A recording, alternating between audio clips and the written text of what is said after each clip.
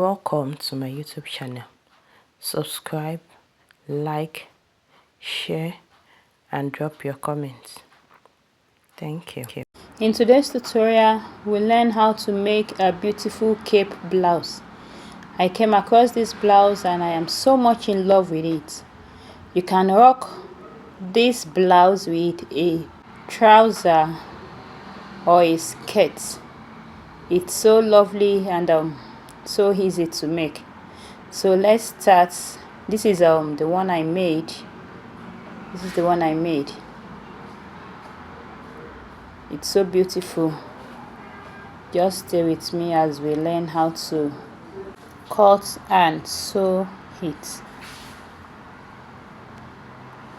Being my first attempt, I made some mistakes that I will point out so that you won't fall into such mistake when you are sewing yours.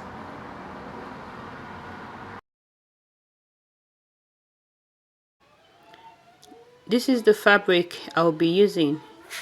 It is 3 yards, which is the first mistake. I should have used maybe 3.5 yards. I think that would have been the best. And this depends on the length of the blouse. So I cut the 3 yards into 2, so I have 1.5 inch each, 1.5 yards each. This 1.5 yards, I'll fold it like this. I'll fold it, and after folding like this, the cleavage edge together, I have like 25.5 inches. That is why I have 25.5 inches. That is what I have after folding the 1.5 inch into 2. Now from this cleavage cleavage to the other edge, which is 40, I think it comes by 45, that is where I will cut the length of my blouse. Here I cut 27, which is a mistake number 2. I should have made it maybe 29 or 30, because at the end my blouse was not as long as I would have loved it to be. So after cutting the 2 fabric, this is what I have. That is the first one and the second one. One will be the back and the other one will be the front. So remember that I cut it 1.5 yards. Each one is 1.5 yards. So this is the 1.5 yard length. That is the length, the 1.5 yard. So when I now fold it into 2, it gave me 25.5 inches. You know, the Ankara yard is no longer 36, so it's less than 36 inches. So that is why it gave me 25.5 inches. And as I said earlier, if I had known, I would have made it like, I would have cut like 3.5 inches so that the blouse would be long enough. So I already arranged it the way I want it to be. That is the 27 inches, and this is where my 25.5 inches is. So I left 0.75. I left 0.05 at this point. That point I'm measuring 0.75 inch, and that is the front, for the front slit, because the front will definitely have a slit, so I need that allowance for my front slit. So the first thing I'll do is to mark the length of the blouse from that edge I'm pointing at. That is the back. You know, the back is the one in front. So from that edge, I will measure the length of this blouse. I will draw a arc that will show the length, and I'm using the 27 inches. The 27 inches. So I will mark it from the edge. Remember that the front has 0.5 allowance, so I'm not starting at that 0.5 allowance of the front. I'm starting at the edge, the back.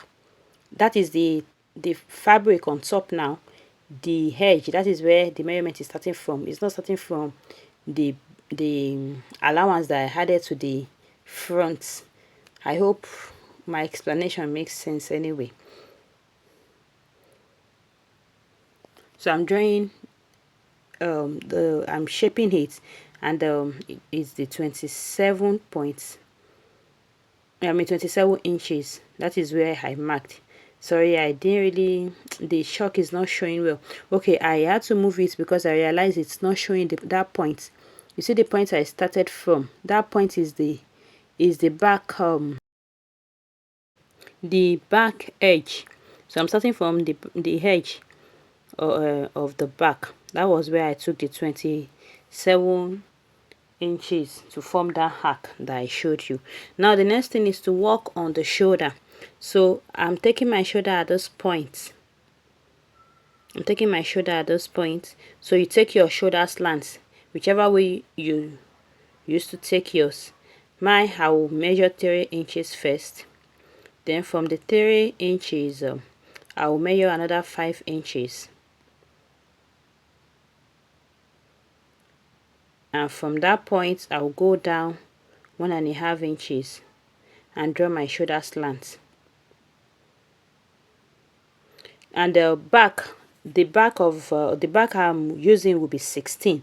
So coincidentally, the back falls on that slant. That is 16 divided by 2, which is 8.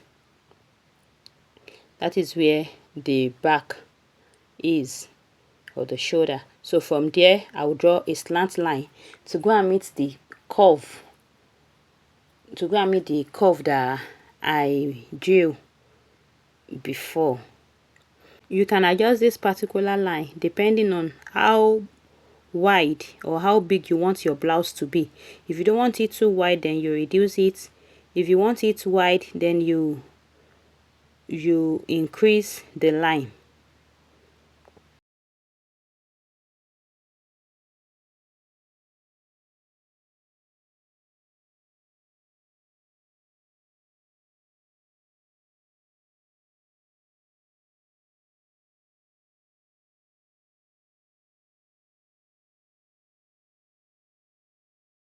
So now I'm trying to mark my line, and I decided to make it very wide so the blouse will be big. So I just drew the line straight down. Sorry, it's I just tried to show so that you know what I did. That's why I put this mark. It's not perfect, but basically that is what it looks like. So the next thing is to cut out this blouse. Don't forget that this is a front and back on each other. The upper one is the back, while the one down is the front.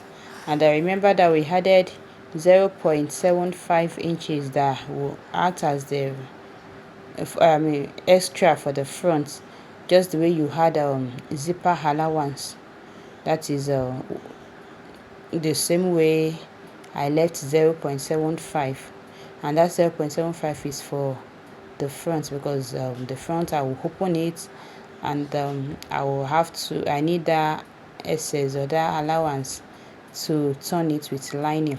Now this style, you can use a thick fabric for it. If you're using a thick fabric, then you don't need a lining, but since I'm using Ankara, I'll be adding lining to it. So I'll cut it out just as I'm doing presently. And you might ask that what is the purpose of that shoulder slant? Shoulder slant is for it to fall well, to fall well at the shoulder. I'm trying to mark where my shoulder is starting from, where my back is starting from. So, and I try to cut it and make it neat at that point. So basically this is what I have. The next thing will be to work on the neckline. If you look at the design or the style we are trying to cut, you see that it has a collar. So meaning the neckline won't be so big. You will cut it in a way that you'll be able to attach the collar. So for this pattern I'm cutting, I don't want the collar to be too big at all. I want it to just be perfect. So my neck width, the neck width I use is 2.75, and depth is 1 inch. That is for the back neckline. 2.75 inches wide and a 1 inch depth for the back, and for the front I use 2.75 depth, 2.75 inches wide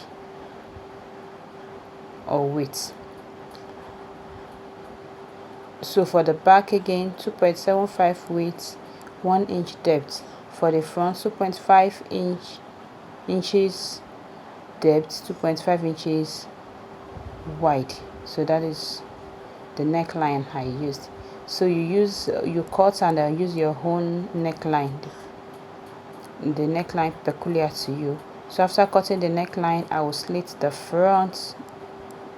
I will open the front. Don't forget, at that point I added 0.75 allowance. So just notch it so that you know your center front. Now basically that is that for the back.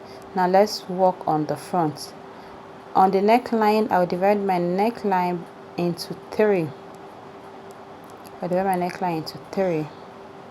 To three equal parts. So if that neckline, for example, is 9 inches, I divide it into 3 equal parts. So each will be 3 inches. That is just for an example. It's not up to that. Now go down by 8 inches. This is optional. You can, if I'm sewing next time, I might decide to go down by 9 or 10 inches because I'm not sure that it was that where I made that slant was okay. It's nice, but I would have loved it to extend more downward.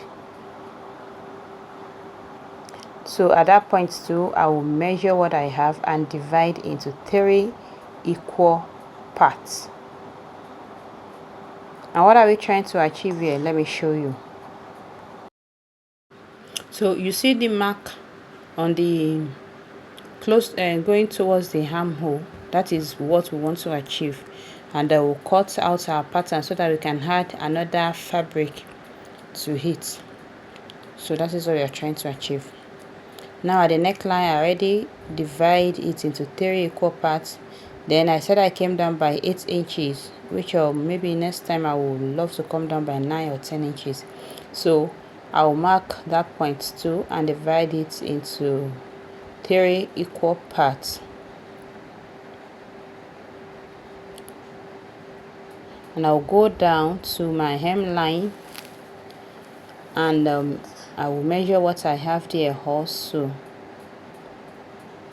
I'll measure what I have at the hemline and divide also into 3 equal parts.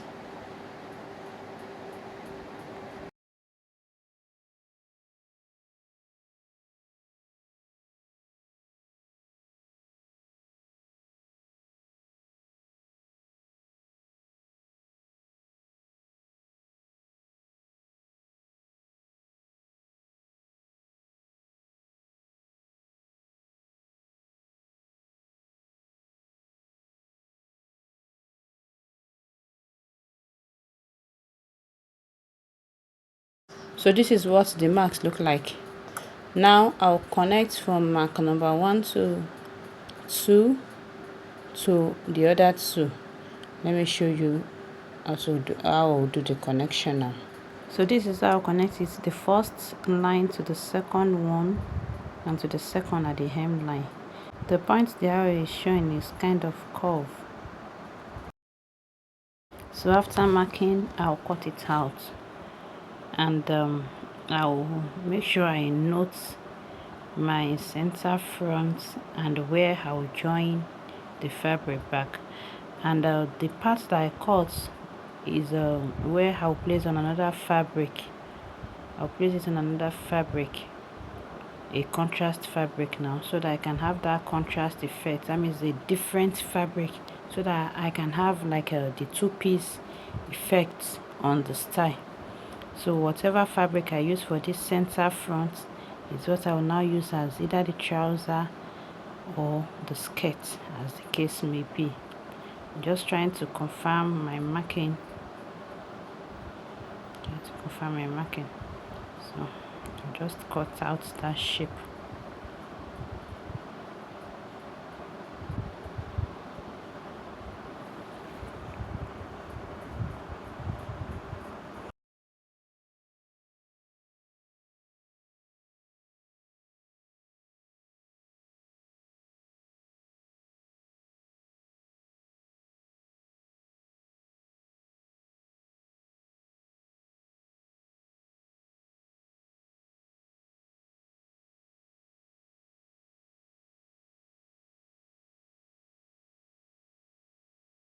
So after cutting, this is what I have.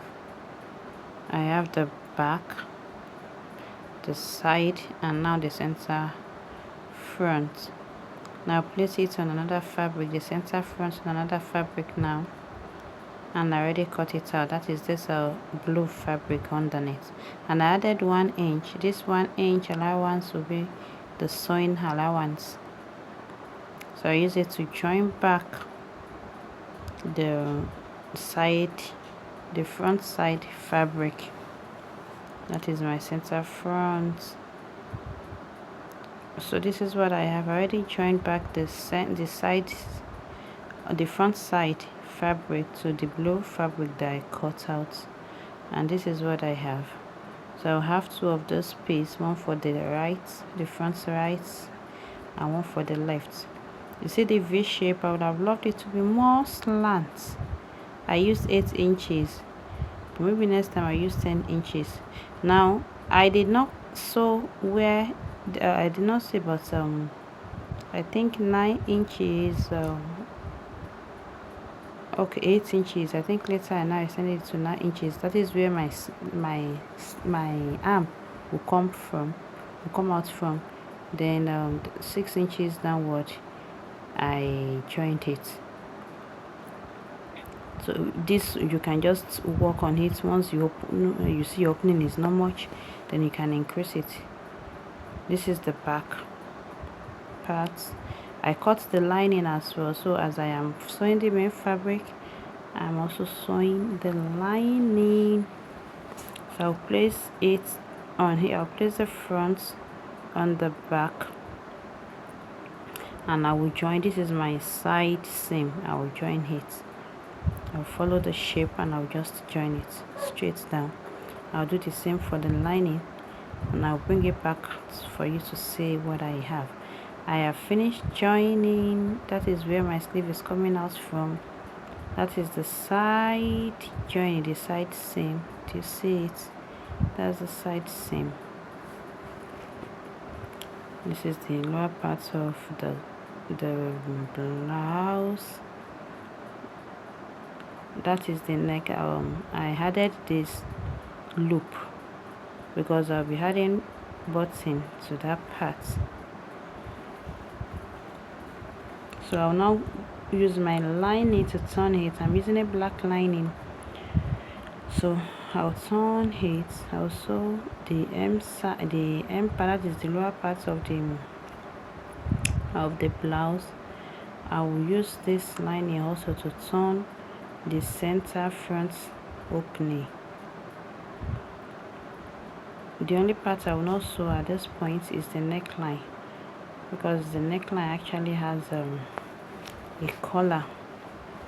Though I've not decided. I think from the style does not have a collar stand, but I don't know, I just like collar stand, so I'll be adding collar stand to my collar.